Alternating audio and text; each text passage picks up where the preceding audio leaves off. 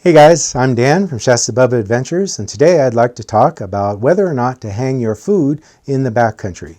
This video is the second in a series that's all about controversial topics related to backpacking in grizzly bear country.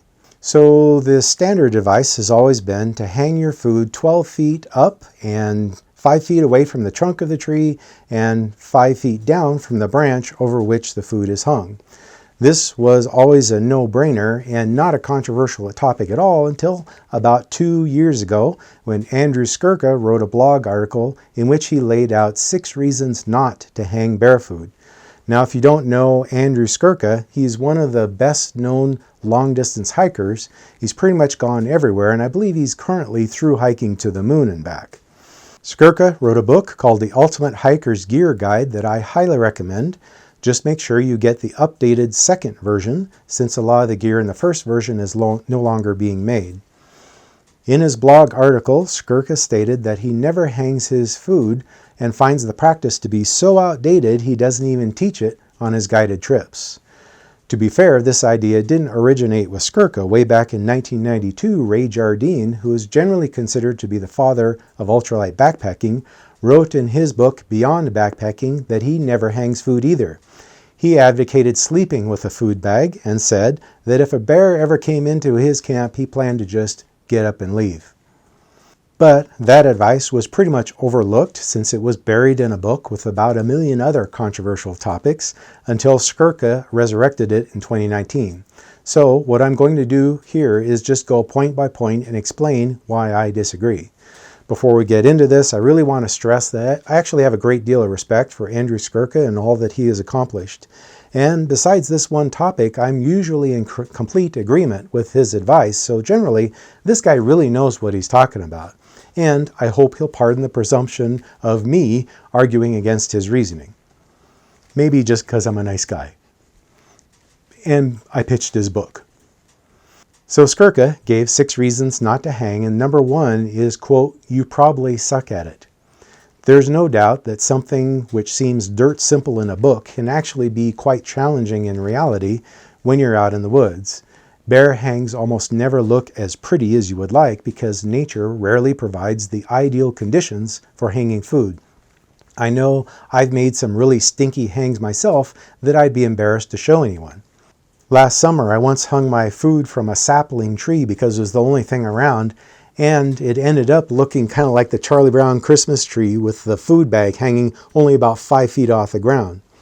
But I believe that a bad bear hang is better than no hang because it really isn't about the bears. Partly, yes, of course, there are bears in the woods, but you're way more likely to have trouble with rodents trying to get into your food than bears. And don't be fooled, they might look all cute and fluffy, but those squirrels are determined buggers. And they aren't going to be intimidated by you using your food bag as a pillow. They'll fight you for it.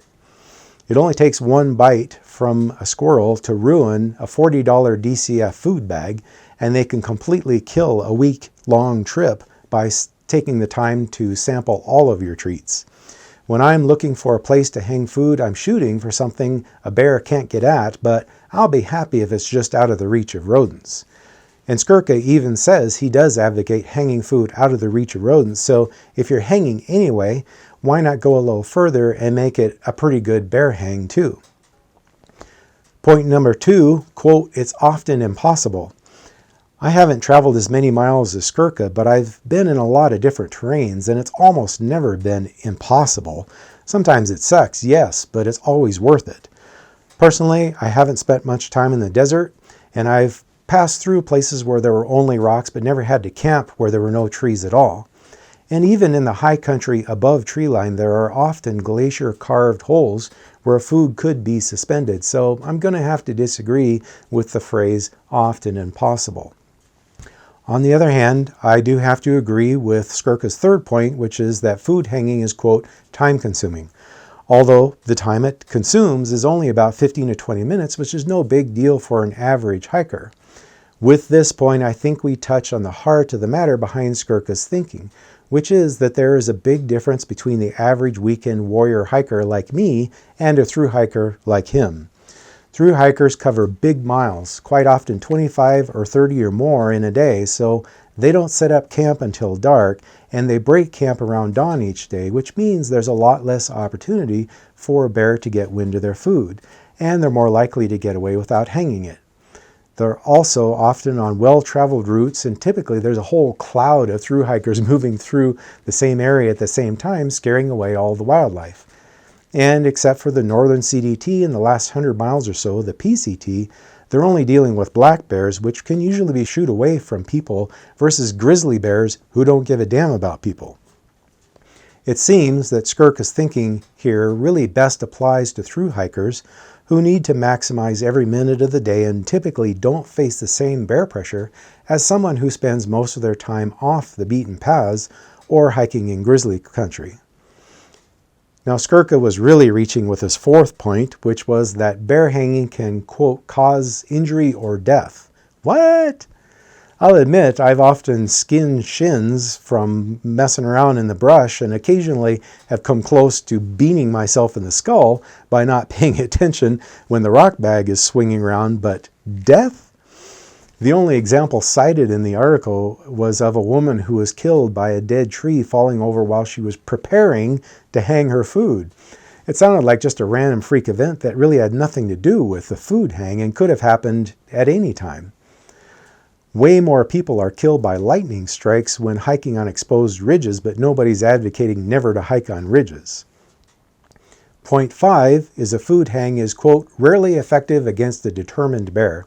Okay, here I have to completely agree, but the key words are a determined bear. Bears who are wise to humans have been seen doing amazingly clever things to get at food, including bending the tree over or chewing through the hang rope.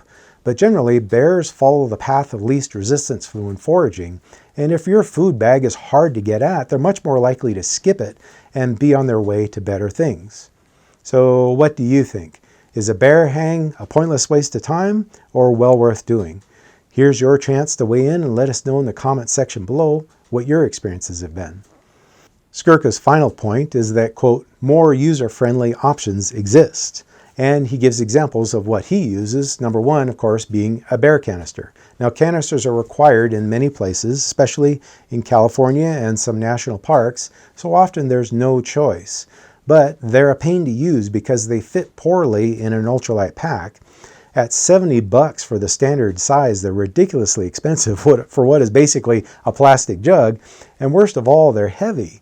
At over 2 pounds, a bear canister would be the single heaviest item in my pack, weighing more than the pack itself. My current bear hang kit only weighs 2 ounces.